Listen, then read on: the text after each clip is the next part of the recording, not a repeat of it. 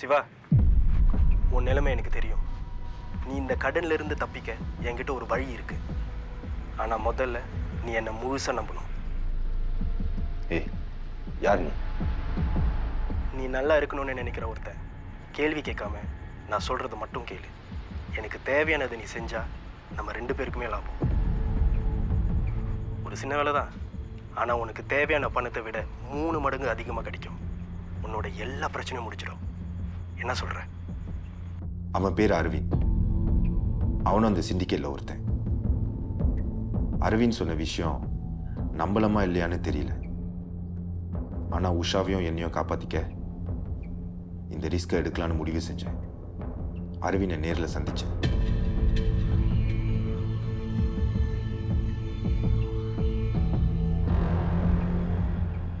Police, நீ ரொம்ப பெரிய தப்பு செஞ்சுட்ட.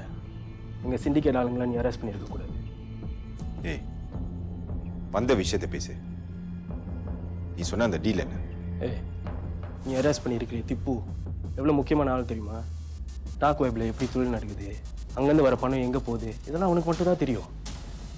அவன் இல்லைன்னா நம்ம பொழப்புல காலி. அவன் எப்படியாவது வெளியில் வந்தாகணும். ஏய், அதுக்கெல்லாம் வாய்ப்பே இல்லை. காலில் கேஸ் ஓடிக்கிட்டு இருக்கு. அவனுக்கு எதிராக ஸ்ட்ராங் விட்னஸ் இருக்கு. இனிமே அவனை எப்படி வெளியே கொண்டு வர முடியும்? நீ நினைச்சா முடியும். ஏய், அவன் யாரு, அவன் எங்கே இருக்கா, இதெல்லாம் சொல்லிடு. மற்றதெல்லாம் நாங்கள் பார்த்துக்கிறோம். சாட்சி இல்லைண்ணா கேஸ் நிற்காது. ஏய், ரொம்பலாம் யோசிக்காத. ஓ குடும்பத்தை காப்பாற்ற இதை விட நல்ல வாய்ப்பு கிடைக்காது. இங்கே பாரு, அவனை போட்டு தள்ளிட்டு சூசைட் மாதிரி செட்டிங் பண்ணிடும். அவ்வளோதான். உன் மேலே ஒரு சின்ன சந்தேகம் கூட வராது. அந்த பணம் உனக்கு எவ்வளோ முக்கியம்னு நினைச்சு பாரு. அதை வச்சு நிம்மதியாக இருக்கலாம். இல்லைன்னா கண்ணை பொண்டாட்டியை கூட காப்பாற்ற முடியாது. இல்லை கேட்குறேன், நல்ல போலீஸாக இருந்து என்னத்தை சாதிச்ச? கடனில் தானே வந்து நிற்கிற. அவன் சொன்னதை செய்ய நான் அப்போ ஒத்துக்கல. ஆனால் தீனா கொடுத்த நாள் நெருங்கும் போது பயம் என் மனசை கொஞ்சம் கொஞ்சமாக மாற்றிடுச்சு. நான் செய்ய போகிறது பெரிய தப்புன்னு தெரியும். ஆனால் இந்த கடன்லேருந்து தப்பிக்கவும் என் குடும்பத்தை காப்பாற்றவும் எனக்கு வேறு வழி இல்லைன்னு புரிஞ்சுக்கிட்டேன். அந்த விட்னஸ் யாருன்னு காட்டி கொடுத்துட்டேன். அதான் திப்பு கேஸ்லேருந்து வெளியே வந்துட்டாலே. இப்போ எதுக்காக நான் பார்க்கணுன்னு சொன்னேன்? இவன் பேர் லாவன். நம்மளோட அடுத்த குறி இவன் தான். இந்த பையனை நம்ம எப்படியாவது கடத்தணும். புரியல. இது எதுக்கு என்கிட்ட சொல்கிறேன்? சிங்கப்பூரில் தொடர்ந்து நம்ம தொழில் செய்யணும்னா அதுக்கு உன்னோட உதவி தேவை. பையனுங்க தொலைஞ்சி போனால் யாருக்கும் எந்த சந்தேகமும் வரக்கூடாது. அதுக்கு போலீஸில் எங்களோட ஆள் ஒருத்தன் இருக்கணும். இதை பாரு சந்திரா, என் நிலைமை மோசமாக இருந்துச்சு. அதனால தான் நான் திப்புவை கேஸ்லேருந்து வெளியாக்கினேன். என்னால் இதெல்லாம் செய்ய முடியாது. இனிமே உன் சிண்டிகேட்க்கும் எனக்கும் எந்த சம்பந்தமும் இல்லை, புரியுதா?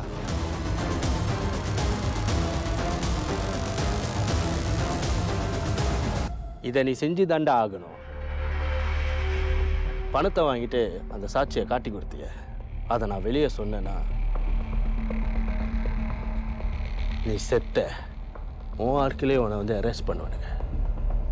அதுக்கப்புறம் உன் வாழ்க்கை முழுக்க நீ ஜெயிலே தான் இருக்கணும். புரியுதா?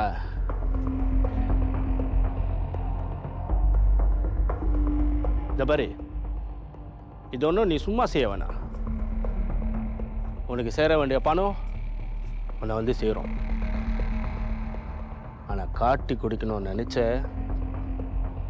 முதல்ல மாட்டுறது நீ தான். திட்டம் போட்டு என்னை சிக்க வச்சுட்டாங்கன்னு அப்போதான் எனக்கு புரிஞ்சுது. பணத்துக்காக ஒரே ஒரு தப்பு செஞ்சு ஒரு பெரிய சிக்கலை மாட்டிக்கிட்டேன்னு. எவ்வளோ யோசிச்சாலும் அதுலேருந்து தப்பிக்க எனக்கு வேற வழி தெரியல. கடைசியா சந்திரா சொன்னதை செய்ய ஒத்துக்கிட்டேன். சந்தர்ப்பத்தால் தப்பு செஞ்சேன்னா இப்போ தெரிஞ்ச ஒரு கிரிமினல் நான் மாறினேன். லவனை பற்றி தெரிஞ்சுக்க ஆரம்பித்தேன். அவனுக்கு திவ்யான்னு ஒரு கேர்ள் ஃப்ரெண்ட் இருக்கிறத கண்டுபிடிச்சேன். எந்த பிரச்சனையும் இல்லாமல் சந்தோஷமாக இருக்கிற ஒரு யங்ஸ்டர் எப்படி காணாமல் போவான்? அதனால நானே ஒரு பிரச்சனையை உருவாக்கலான்னு முடிவு செஞ்சேன். லவனோட நடவடிக்கை சரியில்லை. அவர் ப்ராப்ளமேட்டிக் சால்.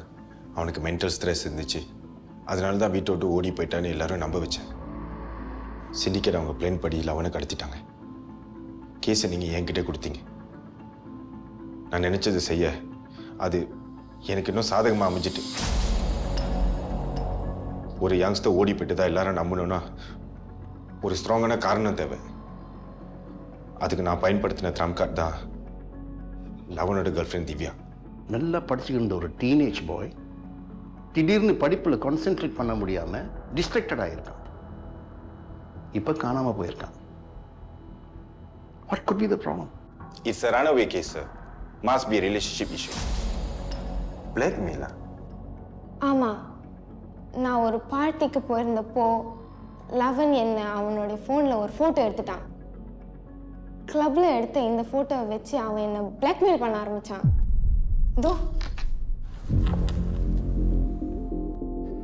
இது பாருங்க.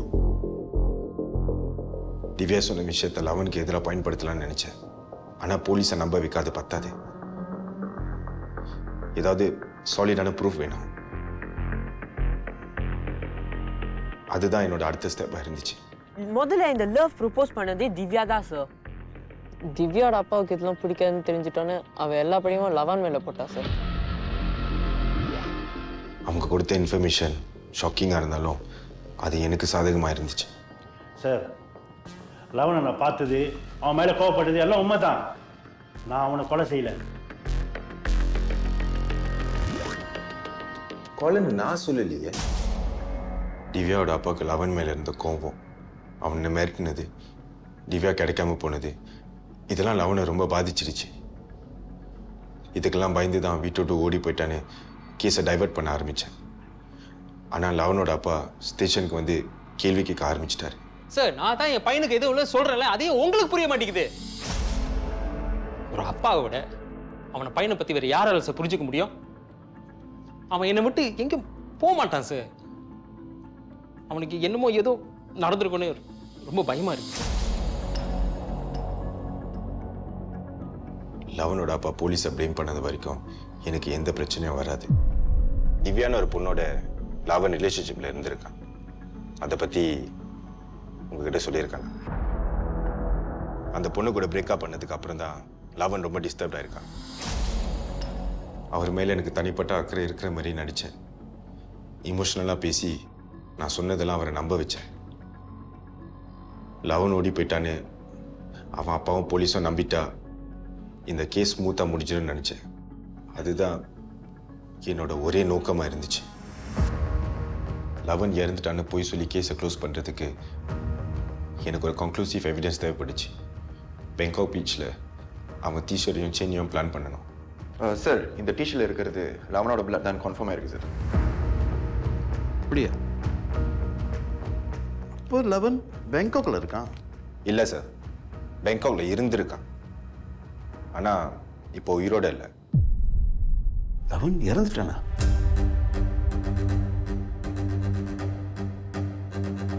லவன் இன்னும் உயிரோடு தான் இருக்கான். அவனை வியட்நாமுக்கு டிரான்ஸ்போர்ட் பண்ணியாச்சு. அங்கே ஃபோர்ஸ் லேபராக வேலை செஞ்சுக்கிட்டு இருப்பான். நான் செஞ்சது தப்புன்னு எனக்கு தெரியும். என்னை காப்பாற்றிக்க தான் நான் இதெல்லாம் பண்ணினேன். ஆனால் சந்திரா செய்ய சொன்ன அடுத்த வேலையை என்னால் ஏற்றுக்கவே முடியல.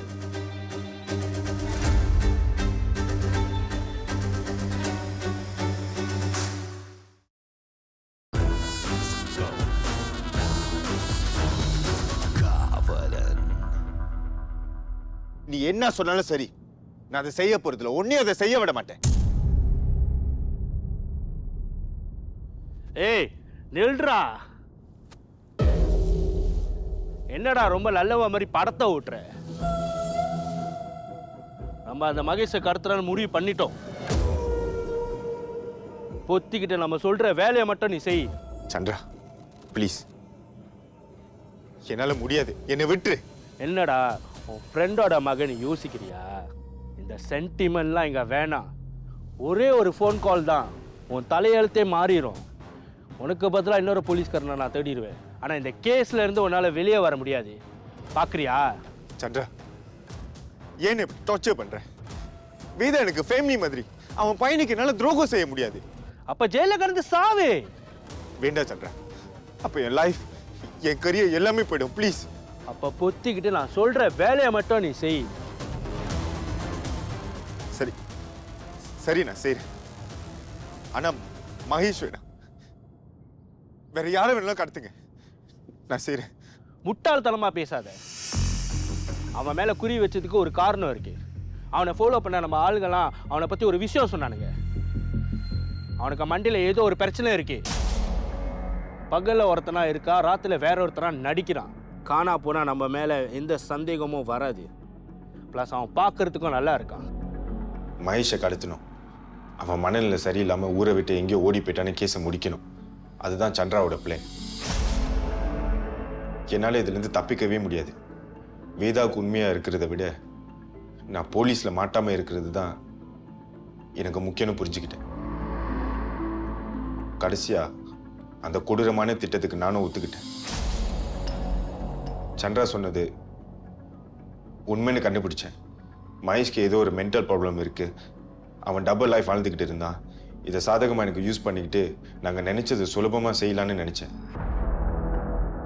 அப்போ தான் தற்செயலாக வேதா என்கிட்ட மகேஷோட பெங்காக் ட்ரிப் பற்றி சொன்னார். மகேஷ் அவன் ஃப்ரெண்டு கூட ஹாலிடேக்கு பெங்காக் போகிறான். இந்த தடவை நாங்கள் வராமல் அவன் மட்டும் தனியாக போகிறான். தான் 6 மணிக்கு போய் அவனை ஏர்போர்ட்டில் அனுப்பிவிடும். இருந்தாலும் அவங்க எங்கெல்லாம் போகிறாங்கன்னு தெரிஞ்சுக்கிறது நல்லது. கிரைம் ப்ரோன் ஏரியாஸை அவாய்ட் பண்ண சொல்லுங்கள். அவன் ட்ரூ ஐடென்டிட்டி உங்களுக்கு இருக்குது தானே? வேதா கிட்டேருந்து எல்லா இன்ஃபர்மேஷனும் வாங்கி இந்த சிண்டிகேட் கிட்ட கொடுத்தேன். அதை வச்சு அவங்க மகேஷை பெங்காக்ல கடத்தினாங்க. ஆனால் வேதாவுக்கு சிண்டிகேட் மேலே எந்த சந்தேகமும் வரக்கூடாது. அதுக்காக அவரோட எதிரிங்க எல்லாரையும் யூஸ் பண்ணிக்கிட்டேன். அவர் கவனத்தை அவங்க பக்கம் திருப்பினேன். சஸ்பெக்ட்ஸ் எல்லாரையும் விசாரிக்க போகிறேன்.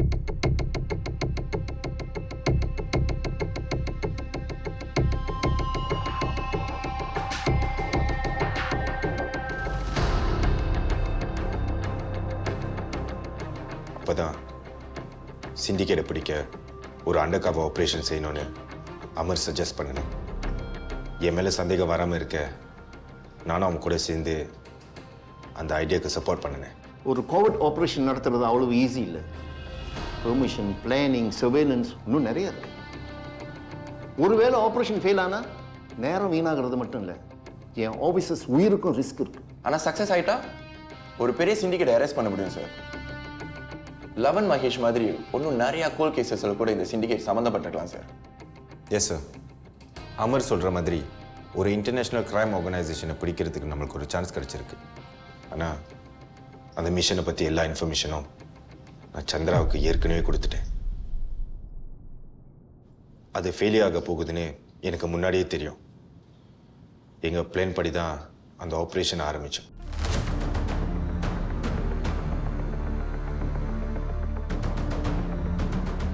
நானும் அமரும் சேர்ந்து அந்த சிண்டிகேட்டை ஏமாற்ற போகிறோன்னு நீங்கள் நினச்சிக்கிட்டு இருந்தீங்க. ஆனால் உங்களை ஏமாற்றிக்கிட்டு இருந்தது நான் தான். அப்பாடா, ஒரு வேலையாக எல்லாம் முடிஞ்சுது. இதுக்கு எவ்வளோ கஷ்டப்பட்டுன்னு நமக்கு தானே தெரியும். நம்ம பாஸ் கிட்ட பேசி, பாஸ் இன்டர்போல் கிட்ட பேசி, இன்டர்போல் வியட்நாம் கஸ்டம்ஸ் கிட்ட பேசி ஒரே டயர்ட் ஆயிடுச்சு. Well, it's all over. Chandra Aravind சிங்கப்பூர்லேருந்து சேஃபாக தப்பிச்சு போகணும். அதுதான் என்னோட நோக்கம். ஒன்றும் முடியல சிவா. அரவிந்த் எப்படியாச்சும் பேச வைக்கணும். அவன்கிட்ட எப்படியாச்சும் எவிடன்ஸும் கலெக்ட் பண்ணணும்.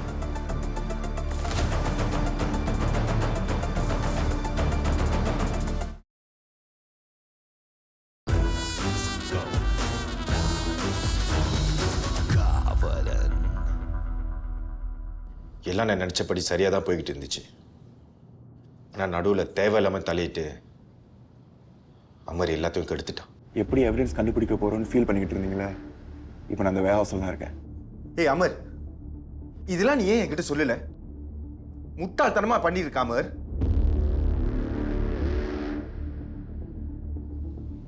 அமர்கிட்ட எவிடன்ஸ் மாட்டக்கூடாது. அவனை எப்படியாவது தடுக்கணும்.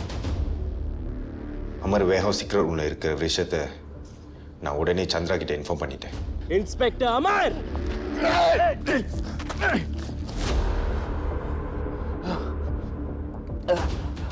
Game over for you. Shiva, அரவிந்துக்கு நம்மளை பற்றி எல்லாமே தெரிஞ்சிருச்சு. நம்ம போலீஸ்னு யாரோ அவன்கிட்ட சொல்லிட்டாங்க. Arrest him Shiva. நம்ம தேடிக்கிட்டு இருந்த எவிடன்ஸ் என்கிட்ட இருக்கு.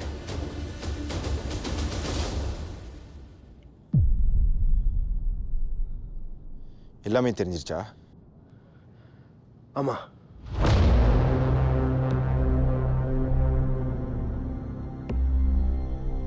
Siva,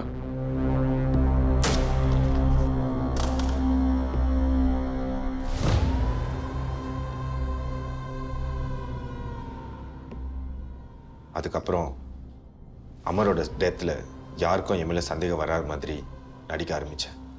don't blame yourself Siva. உங்களால் முடிஞ்ச எல்லாம் செஞ்சீங்க. இல்லை சார்,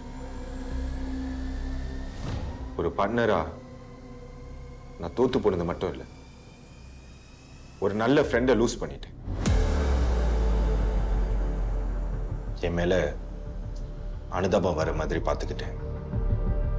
அதே நேரம் உங்களை டைவர்ட் பண்ணதுக்காக நம்ம ஆஃபீஸில் ஒரு மோல் இருக்கிறதா உங்களை நம்ப வச்சேன். நம்ம டிபார்ட்மெண்ட்டில் இருக்கிற யாரோ தான் சிண்டிகேட்க்கு இன்ஃபர்மேஷன் லீக் பண்ணுற மாதிரி எனக்கு தோணுது. ஹலோ, லவன் மாதிரி என்ன சொல்கிறீங்க? மகேஷோட பர்சனல் பிலாங்கிங்ஸை செட்டப் பண்ண போகிறேன்னு சந்திரா சொன்னான். எங்கே? இந்த முறை கோரல் பீச்சில் போட போகிறேன்னு சொன்னான். கோரல் இல்லைண்ணா, எப்போ?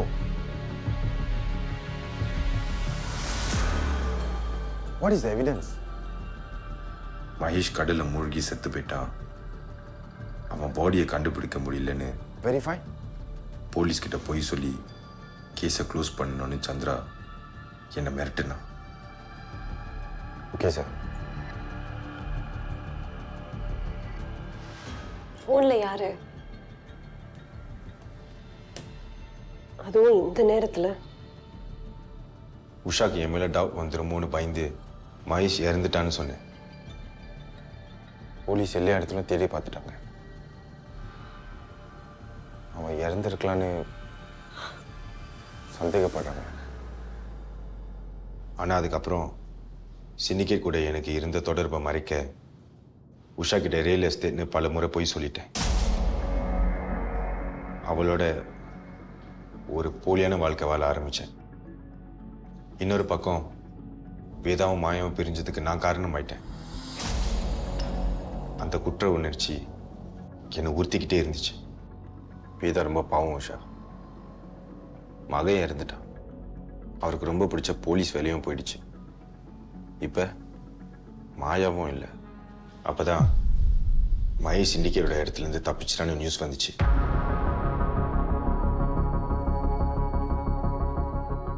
நான், சந்திரா, அரவிந்த் 3 பேர் அவனை தேடி போனோம். அந்த பையன் எங்க? எந்த பையன்? நான் தனியா தான் வந்தேன். ஏய், சொல்றா.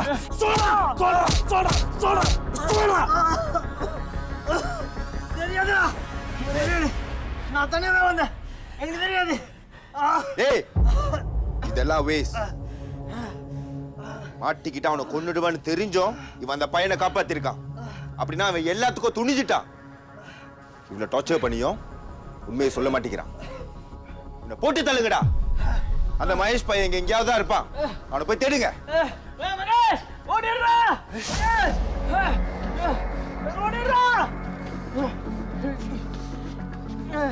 ஏய், இந்த மகேஷ் இங்க தான் இருக்கான். எப்படி? ஏய், அவனை போட்டு தள்ளு.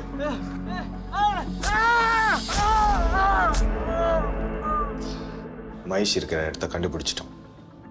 கங்கான்னு ஒரு சிண்டிகேட் மெம்பர் வீட்டில் அவனை ரகசியமாக தங்க வச்சோம். அவனை பார்த்துக்கிற பொறுப்பை என்கிட்ட கொடுத்தாங்க. இதெல்லாம் மகேஷோட முடியல. சிண்டிகேட்டோட அடுத்த டார்கெட் நிவாஸ். நிவாஸை சிண்டிகேட்டோட வலையில் விளைவிக்க முடிவு செஞ்சேன். யாருக்கும் சந்தேகம் வராமல் நிவாஸ் எப்படி கடத்துறதுன்னு யோசிச்சுக்கிட்டு இருந்தேன். அப்போ தான் அடுத்த ஆப்ரேஷனை பற்றி நீங்கள் சொன்னீங்க. அந்த சிண்டிகேட்டட் ஏஜ் குரூப்பில் அதே ப்ரொஃபைலில் இருக்கிற யங்ஸ்டரை சூஸ் பண்ணி ட்ரெயின் பண்ணுங்க. Good looking, young, smart. ஆனால் இந்த மிஷனை ஹேண்டில் பண்ணுற துணிச்சல் அவர் இருக்கணும். அது ரொம்ப முக்கியம். நீங்கள் சொன்னதை உங்களுக்கே எதிராக பயன்படுத்தலான்னு முடிவு செஞ்சேன்.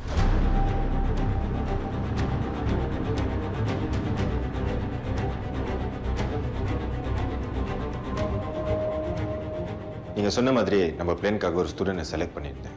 அந்த சிண்டிகேட்டோட ட்ராப்பில் விழ வைக்கிறது தான் என்னோட ஐடியா. Very good. யார் அந்த கேண்டிடேட்? அவன் பேர் நிவாஸ். அவனோட ப்ரொஃபைல் எல்லா விதத்துலேயும் நம்ம மிஷனுக்கு சூட் ஆகுது சார். நிவாஸ் ஒரு ஆன்லைன் கேமிங் ஸ்கேமில் சிக்க வச்சேன். யங்ஸ்டர்ஸை சிக்க வைக்கிறதுக்காக பயன்படுத்தினது தான் மாஸ்மேன் ஆன்லைன் கேம். அவங்கள கடனாளியாக்கி கடத்துறது தான் சிண்டிகேட்டோட ஸ்ட்ராட்டஜி. நான் ஏற்கனவே ஒரு லோன் ஷாக்கை செட் பண்ணியிருந்தேன். ஆன்லைன் ஆப் வழியாக நிவாஸ், அவனோட ஃப்ரெண்ட்ஸ் ராம், லோகேஷ் 3 பேரையும் அந்த லோன் ஷாக் கிட்ட கடன் வாங்க வச்சேன். பணத்தை திருப்பி கொடுக்க முடியாமல் தவிச்சா அவங்கள கொலை பண்ணி ஓவர்சீஸுக்கு கூட்டிகிட்டு போயிடலான்னு நினச்சேன். ஆனால் அதுக்குள்ளே வேதா வந்து எல்லாத்தையும் கெடுத்துட்டார்.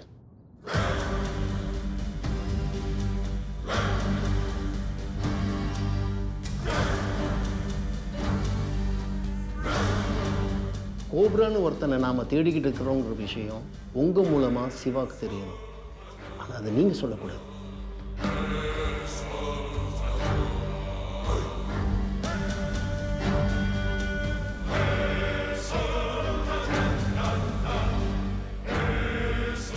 நீங்கள் தான் சிண்டிகேட்டோட இன்ஃபார்மர்னு ஆகாஷ் நம்ப ஆரம்பித்தான். அதை சரியான நேரத்தில் யூஸ் பண்ணிக்கலாம்னு நான் காத்துக்கிட்டு இருந்தேன்.